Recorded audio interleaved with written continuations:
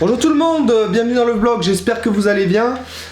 Aujourd'hui, ce que je voudrais faire, c'est un peu travailler sur quelques idées pour peut-être développer votre je sais pas, improvisation, vos idées d'improvisation, votre façon de travailler aussi les arpèges. Parce que comme je le dis souvent, quand on te donne ça, en général tu sais pas quoi en faire et bon voilà quoi. En tout cas, ce que je vais vous soumettre aujourd'hui, c'est une façon de travailler, enfin une façon qui peut vous entraîner vers des milliards de façons de travailler pendant des années, vos triades et vos arpèges. Encore une fois, pourquoi? Parce que je travaille beaucoup là-dessus pour renouveler un peu mon vocabulaire, etc., pour trouver des nouveaux trucs. Donc, il n'y a pas 36 solutions. Soit vous cherchez avec ce que vous savez déjà, ou soit vous écoutez et vous relevez d'oreille vos solos préférés, vous les analysez pour bien comprendre et vous les réutilisez. Donc, basiquement, aujourd'hui, on va se placer en Do majeur, comme d'hab. Pourquoi en Do majeur? Parce que Do majeur, c'est plus facile à comprendre pour tout le monde et ça va vous aider à mieux vous repérer sur le manche, ok? Donc, l'harmonisation de la gamme majeure, je vous le répète, encore une fois, c'est Do majeur 7, Ré mineur 7, Mi mineur 7, Fa majeur 7, Sol 7, La mineur 7, Si mineur 7, quinte bémol, Do majeur 7. Si vous connaissez pas ça par cœur, je vous invite, je le répète comme à chaque fois que je parle de ce truc-là, je vous invite à connaître ça par cœur. Tant que vous connaîtrez pas ça par cœur et que vous serez pas à l'aise, c'est-à-dire d'identifier quels sont les 2 degrés mineurs consécutifs, quels sont les 2 degrés majeurs consécutifs, quel est le degré quels sont les 2 degrés qui sont complètement uniques dans cette harmonisation. Si jamais vous n'êtes pas à l'aise avec ça, je vous invite à travailler là-dessus. Je le répète encore une fois parce que c'est franchement... c'est obligatoire à un moment donné, comme je dis, à un moment donné, tu peux pas faire autrement.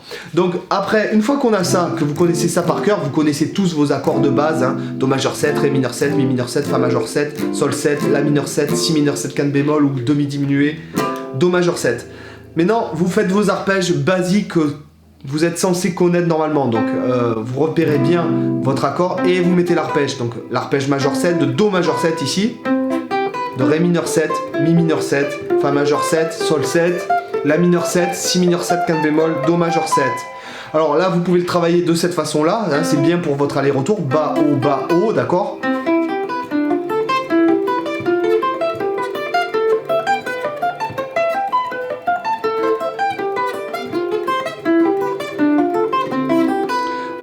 Ou en sweeping, hein, si vous voulez, c'est un bon exercice pour le sweeping aussi.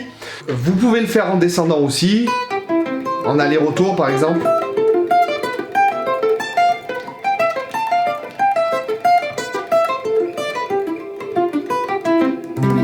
Alright? Par exemple, hein, et je vous invite à vraiment bien connaître ça. Ça paraît vraiment basique et tout. Quand j'étais jeune, en fait, je vous dis ça parce que quand j'étais jeune, quand j'ai appris ça, je me suis dit, mais franchement, je me fais chier à jouer ce truc. Qu'est-ce que je m'emmerde à faire ça, quoi. C'est pas de la musique, pas ta enfin. Seulement après, malheureusement, j'ai pas travaillé ça assez vite et j'ai dû revenir dessus. Parce que ça, ce n'est que que vraiment la pellicule qu'il y a sur la partie visible de l'iceberg. Et avec ça, on peut faire, mais on peut travailler rien que sur ça, dans une seule tonalité pendant une vie, et je pense pas que vous en aurez fait le tour. Alors, une fois que vous avez ça, que vous connaissez bien, vous savez bien vous repérer, comme ça, hein, vous avez bien identifié chaque intervalle, chaque accord, ok, chaque arpège, hein, d'accord, que vous avez bien travaillé, ok, inverse, monter, descendre, ok, bon, c'est cool.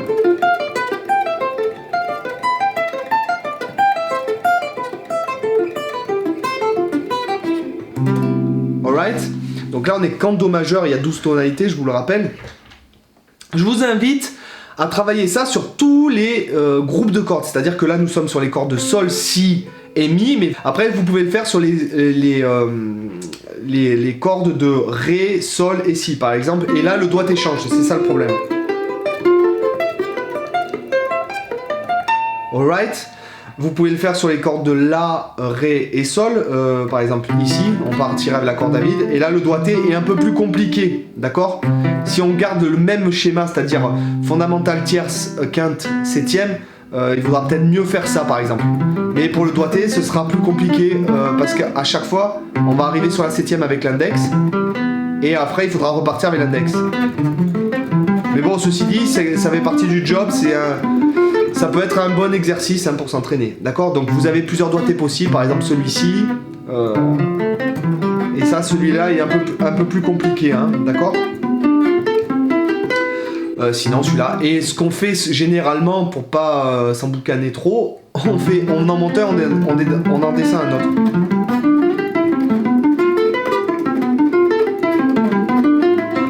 C'est beaucoup un exercice, c'est un exercice qu'on fait beaucoup au piano. Ça, d'accord, vous pouvez faire ça sur les cordes aiguës, hein, sur tous les groupes.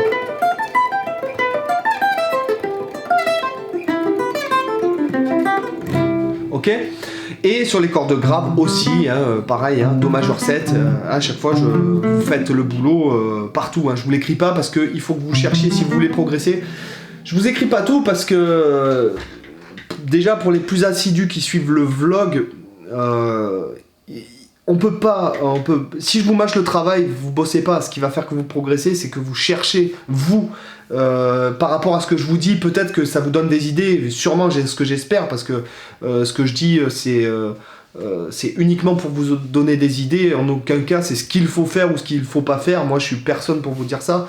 Moi là où je peux juste peut-être vous donner quelques idées, c'est en vous disant ce que moi je travaille et comment je le travaille. Voilà. En aucun cas c'est parole d'évangile. Donc Do majeur 7, etc. Ré mineur 7, Mi mineur 7, comme ça. Déjà, si vous savez bien vous repérer partout comme ça, c'est déjà pas mal. Ok? Voilà. Ok. Maintenant, ce que vous pouvez faire avec ça, pour un peu essayer de faire de la musique avec ça, c'est déjà changer l'ordre. Là, c'est-à-dire que par exemple, là on fait fondamental, tierce, quinte, septième. Ok. Ben maintenant changez, faites fondamental, quinte, tierce, septième.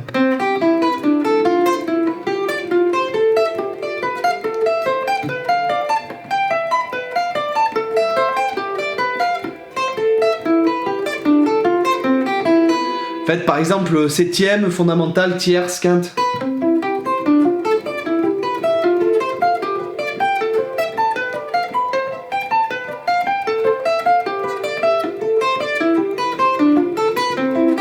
Faites par exemple quinte, septième, tierce fondamentale.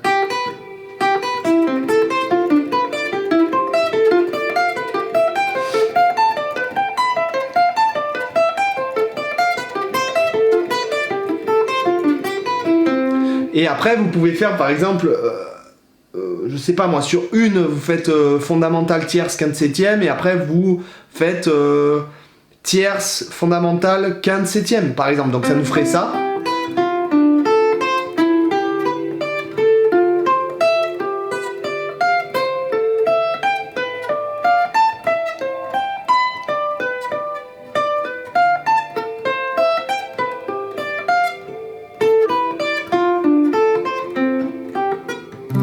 Par exemple, ce que je veux dire, et après vous rajoutez du rythme, d'accord, là-dedans, et puis vous improvisez avec ça, et je vous laisse imaginer le nombre de possibilités. Il y a 24 possibilités, il me semble, ok? Donc oui, il me semble qu'il y a 24 possibilités, donc 1, 3, 5, 7, 1, 5, 7, 3, 1, 7, etc., etc., etc. Ben, vous pouvez prendre un papier et écrire ça. Et si vous rajoutez du rythme, par exemple, si on va... par exemple, faisons croche pointée, double croche, et après on fait deuxième et troisième double du temps suivant, donc ça nous donne...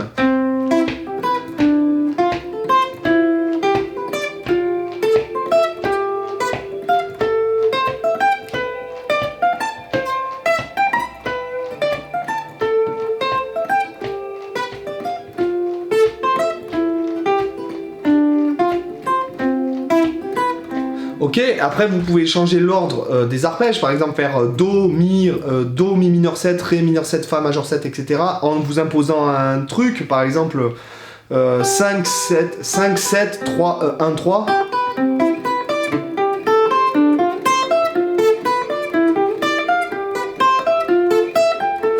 Bon, vous voyez, etc., etc. Vous voyez l'infinité d'exercices qu'on peut faire avec ça. D'accord? Après, il y a les autres donc doigtés, c'est-à-dire sur les autres groupes de cordes adjacents. Après, il y a les 12 tonalités, et puis après, faire vraiment, parce que là on est dans l'exercice encore une fois, faire ça en musique. Donc je vous laisse imaginer le temps que ça peut vous prendre. Et puis là on est dans la gamme majeure, après vous pouvez faire ça en mineur harmonique, en mineur mélodique, en majeur harmonique, en mineur hongrois, majeur hongrois, gamme énigmatique, mode à transposition, non, pas mode à transposition limitée de naissance, ça sera trop facile. Vous pouvez faire ça sur n'importe quel mode, si vous avez votre cookbook. Donc votre cookbook, je vous invite à acheter, vous avez le lien en bas dans chaque description de vidéo, où vous avez environ 15 vies de travail avec ce cookbook. Vous voyez, il est toujours ouvert sur mon bureau. Parce qu'il y a des milliers de possibilités avec les ragas indiens et compagnie. Si jamais ça vous plaît, toujours pareil, déjà avec la gamme majeure, il y a du boulot, mais alors après, si vraiment on veut bosser ça, on peut faire ça, mais pendant plusieurs vies de Highland, de Duncan MacLeod. Franchement, il y a de quoi faire après. Hein. Et puis après, savoir faire de la musique avec ça, c'est ça qui va prendre le plus de temps, pas forcément de pratique, mais le temps d'expérience. Ce dont je parlais avec un pote là récemment, c'est pas si jamais vous vous mettez à pratiquer par exemple 15 heures par jour pendant un an, ça vous fera pas gagner l'expérience qu'il vous faudra pendant 10 ans en faisant 10 minutes par jour de musique en réalité. Parce que c'est pas parce que vous pratiquez un truc comme un gaga pendant que déjà vous allez mettre du temps à le digérer et vous allez mettre en fait du temps à savoir l'utiliser de façon on va dire avec de l'expérience, c'est-à-dire qu'est-ce qui fait que Jeff Beck, quand il fait une note, ça sonne mieux que un gars qui fait de la guitare depuis 3 jours. Vous comprenez ce que je veux dire? C'est aussi le poids de la conviction qu'il y a dans la note, si vous voulez. J'ai envie de dire la foi guitaristique. C'est pas mal, tiens, comme truc. Ce que je veux dire, c'est que mieux vaut... j'ai jamais autant progressé que depuis que je pratique moins, en fait. Voilà.